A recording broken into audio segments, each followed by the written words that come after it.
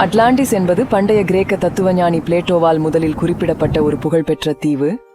அவரது உரையாடல்களான டிமேஸ் மற்றும் கிரீடியாஸ் படி அட்லாண்டிஸ் ஒரு சக்தி வாய்ந்த மற்றும் மேம்பட்ட நாகரீகமாக இருந்தது. அது அவரது காலத்திற்கு சுமார் 9000 ஆண்டுகளுக்கு முன்பு இருந்தது. இது ஜிப்ரால்டர் ஜலசந்தி என்று கருதப்படும் ஹெர்குலஸ் தூண்களுக்கு அப்பால் அமைந்துள்ளதாக கூறப்படுகிறது. நாகரீகம் தொழில்நுட்ப ரீதியாக முன்னேறியதாகவும் செல்வம் மிக்கதாகவும் ஒழுக்க ரீதியாக ஊழல் நிறைந்ததாகவும் விவரிக்கப்பட்டது. இருப்பினும் அட்லாண்டிஸ் அதன் பெருமிதம் காரணமாக கடவுள்களின் கோபத்திற்கு ஆளானதாக கூறப்படுகிறது. மேலும் ஒரு பேரழிவு நிகழ்வில் அழிக்கப்பட்டு கடலுக்கு அடியில் மூழ்கியது.